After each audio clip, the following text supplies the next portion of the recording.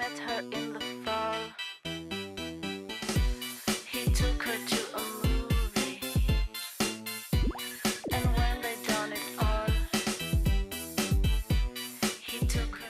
Hello and welcome to the Fabulous Picture Show. I'm Amanda Palmer. For this week's Q&A, we're joined by filmmaker Peter Kosminski, whose four-part drama The Promise sheds new light on the foundation of Israel in 1948 and is challenging audiences everywhere. The Promise juxtaposes Israel today with Palestine in the 1940s, when the British were the occupiers and the Jews the terrorists. Keep moving. In the Q&A, the director shies away from his reputation for controversy. Most of the television we get to watch is crap, you know. Also on the show, a cinematic master reveals his master plan. Toute l'humanité doit aider le continent africain à développer son cinéma. But first, Brazilian favela shoot-'em-up Elite Squad took Berlin's top prize in 2008. And now the follow-up from director José Padilla is Brazil's biggest box office hit ever. Here's why. Elite Squad 2 is the semi-fictional politically charged sequel about BOPE, Brazil's notoriously efficient Special Police Operations Battalion. But where the first film focused on the favelas and the ultra-violence of frontline law enforcement, Elite Squad 2 takes a wider view, placing Brazil's police force within a tangled matrix of media,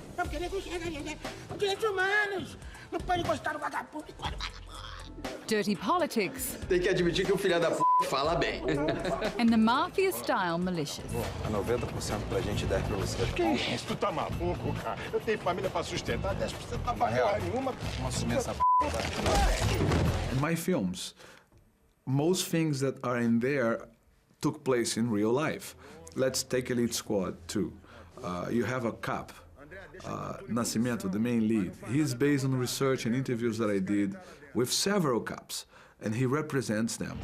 André, confirma se é uma 12 na mão daquele vagabundo.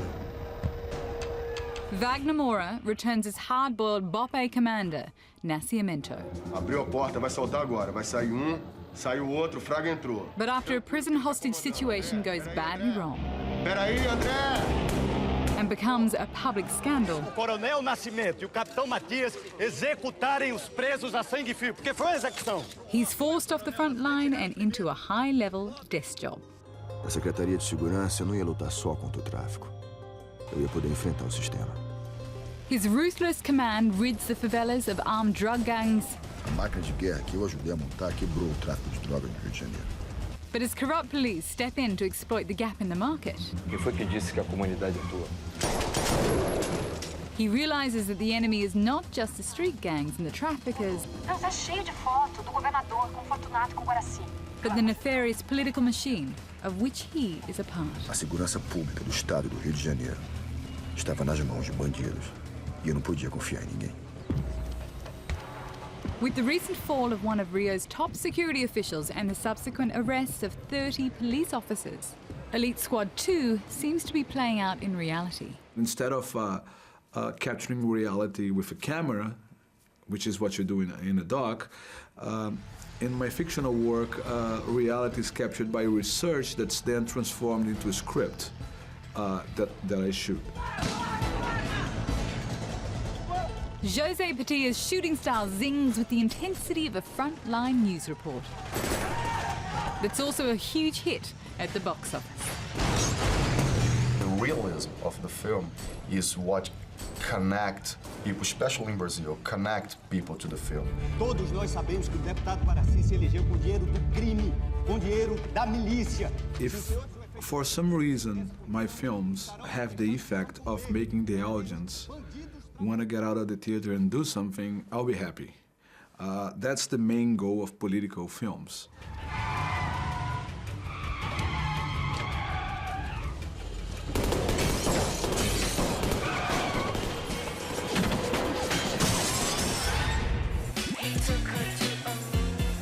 Souleymane Cissé is probably the greatest filmmaker to work solely in the Bambara language of West Africa and one of the continent's most celebrated filmmakers. Dean of African filmmakers Suleiman Cissé of Mali portrays everyday life with a rich socio-political subtext.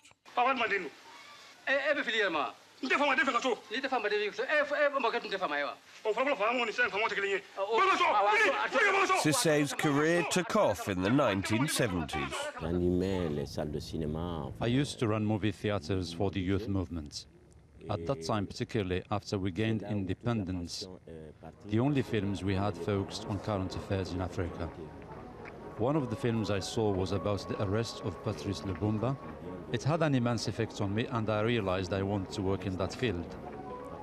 And so I got a job and I moved to Moscow.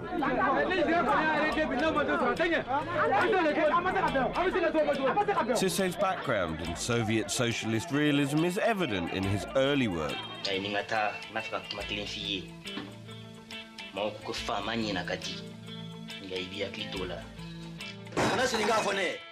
His first feature is an indictment of social justice in Mali. It tells the story of a young Muslim girl who's disowned by her family after she falls pregnant.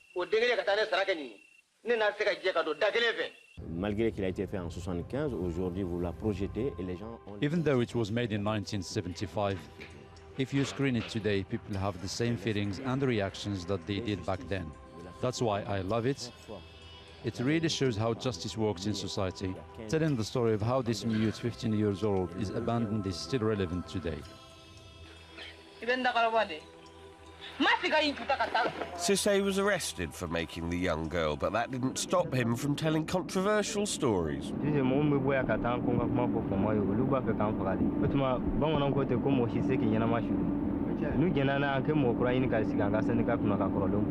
Work looks at the problems of Mali's working class. It tells the story of a manager who tries to improve conditions in a textile factory.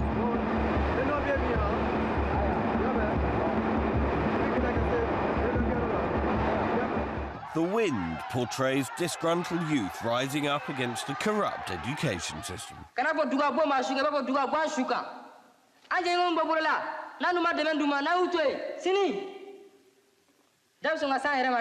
With Cannes Prize winner Brightness, its focus shifted to preserving Africa's cultural heritage. Based on a 13th century tribal legend, Brightness depicts the conflict between a shaman father and son for control over the supernatural secrets of the Como cult.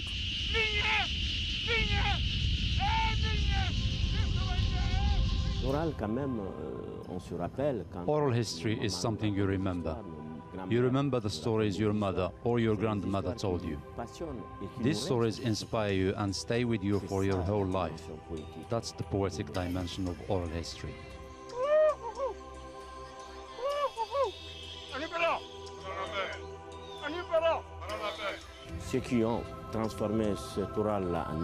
What we do in film is to transform this oral culture with all its poetic aspects into something that you can see and you can feel.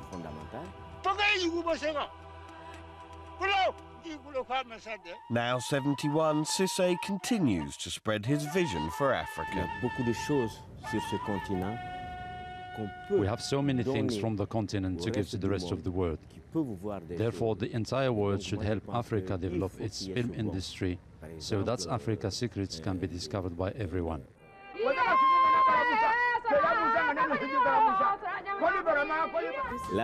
Africa can and must surprise the world. And of course, positively.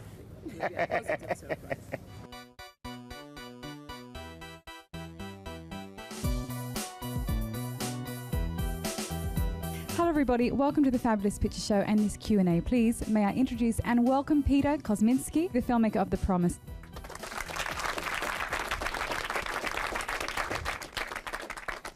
Thank you very much. Thank you for coming. The Promise is probably the thing in 30 years in television that I'm most proud of. So welcome to the show, and I hope you enjoy it. Look, Dad, Erin's here. Anyway, I brought you some nice flowers. Typical teenager Erin isn't interested in her dying grandfather Len until she finds his diary. Which one's him? Reading it en route to her summer holiday in Israel, she realises young Len had seen the worst World War II atrocities. Once they were ordinary, decent people just like us. Now they're reduced to the state of animals. He's then transferred to Britain's occupation force in Palestine, fighting an insurgency determined to establish a Jewish state. You should be aware that these Jews see returning to the Holy Land as a fulfillment of a promise made to them by God. The diary device allows for a powerful juxtaposition of past and present. When Erin becomes part of a scenario she'd seen only on the TV news,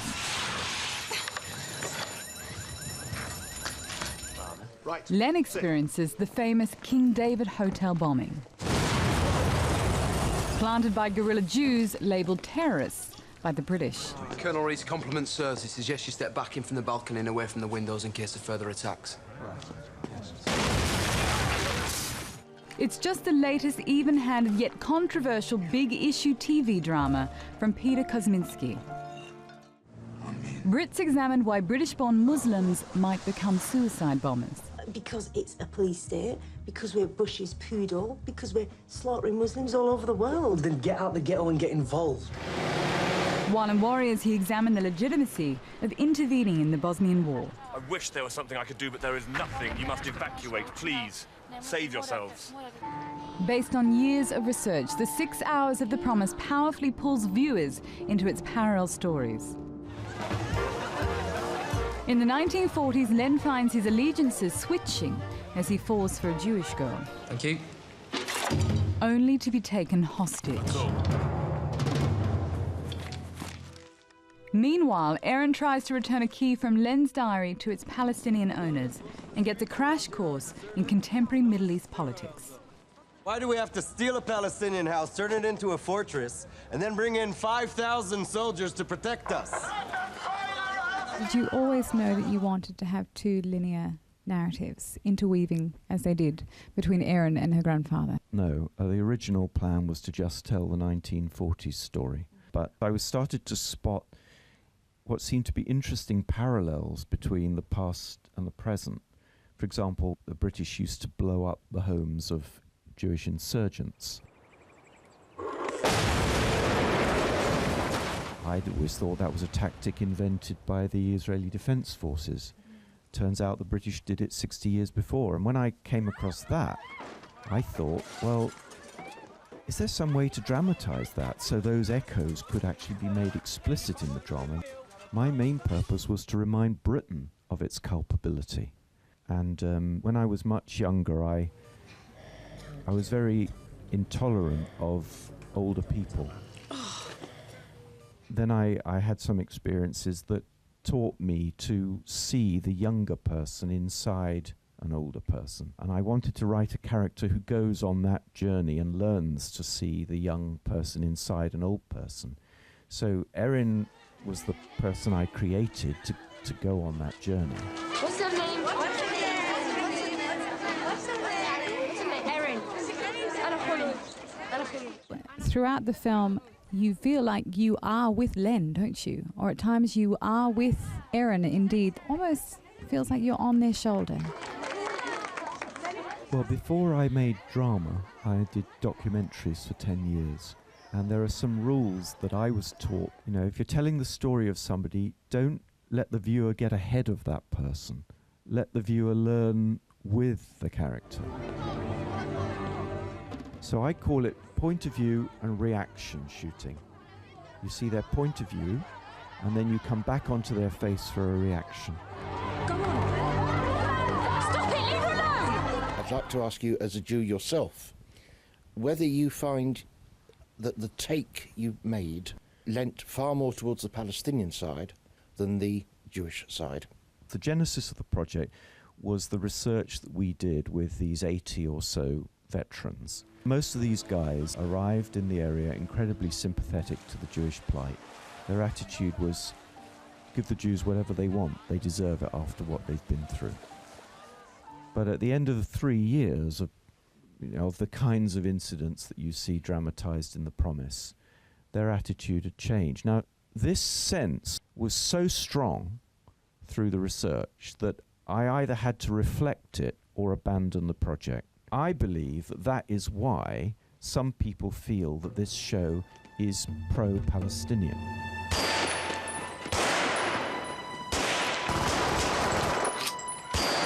There was a fair amount of distortion of a kind that I think I really ought to point out. For anyone like myself, I'm an historian, it's very easy to see where it was totally wrong.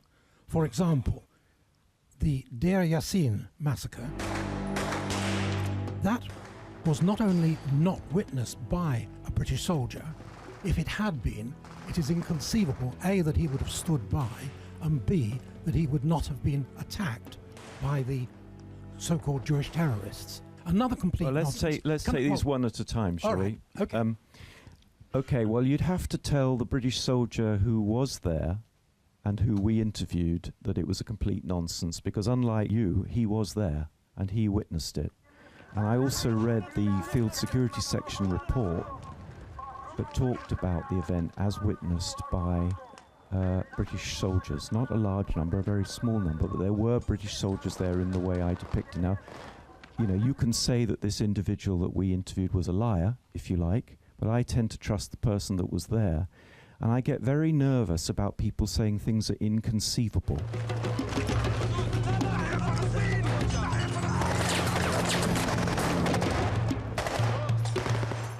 Can I go on to another point? If I may ask, with all respect, because there's so many people who have questions, I think one of your questions makes a very potent point. And I'd like to make one where I can prove that it's inconceivable. Your brave Erin goes into Gaza through a tunnel.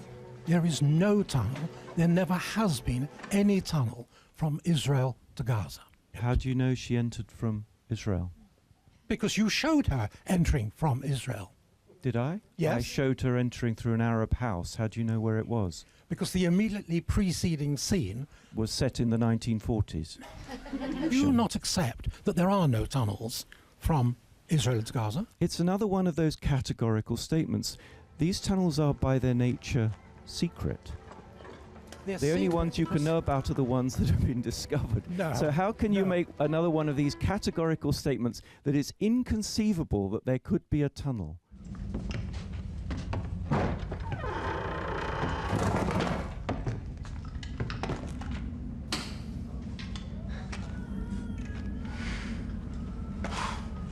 Clearly you made this with an agenda. I mean, the agenda stood out a mile, and it was a political agenda. May I just ask the audience for a moment, sir? Who thinks it has an agenda, this film? A potent agenda. 3? Okay. 4? Okay. And who doesn't think this has an agenda? All right. Who thinks that this film was pro-Palestinian? Okay. Who thinks that this was balanced on both? And who thinks it was pro-Israeli? Nobody thinks it's pro-Israeli. So we pretty much agreed that we don't think it has an agenda. Yes? Yes. Okay. Well, it may be that the audience does or doesn't feel that it has an agenda. That doesn't mean to say that it didn't have an agenda. Absolutely. Stop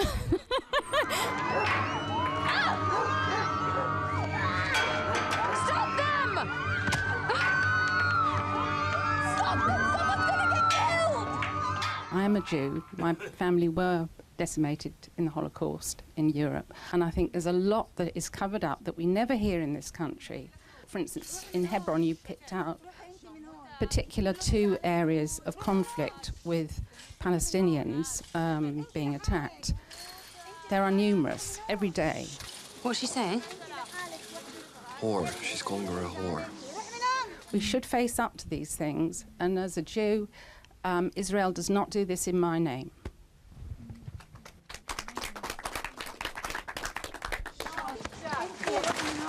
Cough out of it, okay? Erin, come on. خيال! خيالين! أشك سبنا حفاوتي! Come on, Erin. It doesn't help. They'll just take it out on the family once we've gone. Come on. My mother is Lebanese, and you know, I should really be interested in this sort of thing, but because it's so full on, I don't really get involved. But your piece, because it really spoke to me as a young person, something that, you know, it should involve me, you know, Erin found it through her grandfather, but, you know, for me, it was probably your piece that will probably inspire me. How many of you feel like you have changed a perspective in some way? Yeah?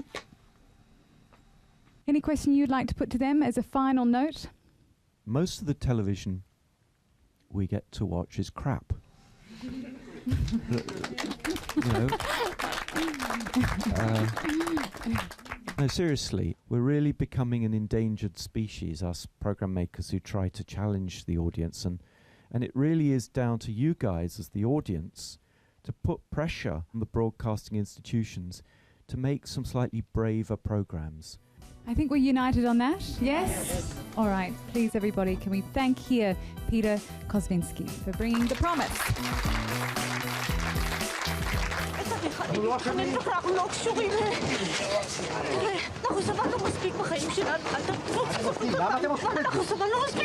Keep moving. That's it!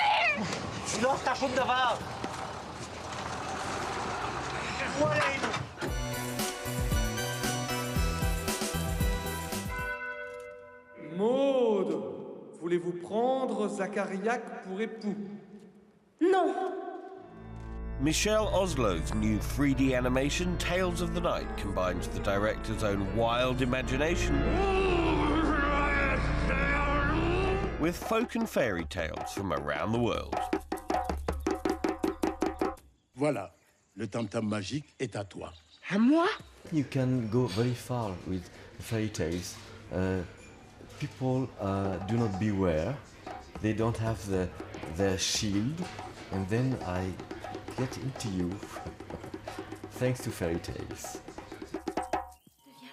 Oslo is revisiting a style he pioneered in his 2000 feature Princes and Princesses.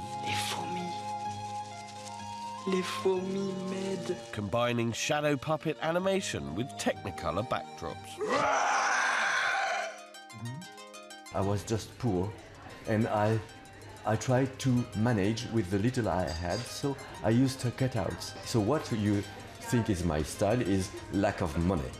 Ce va-nu-pied ose prétendre à ma royale fille aînée qu'on le jette en prison. And now that I have more money, I wanted to come back a little to this simplicity, this purity, this style. Despite the simplicity of his technique, Oslo was keen to embrace 3D technology, but only on his own terms. I'm doing 3D, but flat 3D, and it's more fun because it's full 3D. I find it vulgar. I kept everything flat, but I used the space there and there.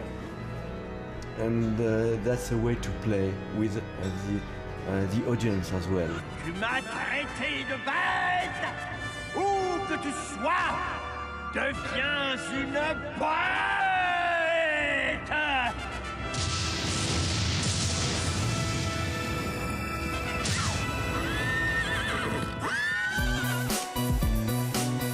Well, that's it for this fabulous picture show and your next film, Mandela. That's right, I've been asked to write a feature film script about the early years of Nelson Mandela. This is when he set up Umkhonto we Sizwe, the military wing of the ANC.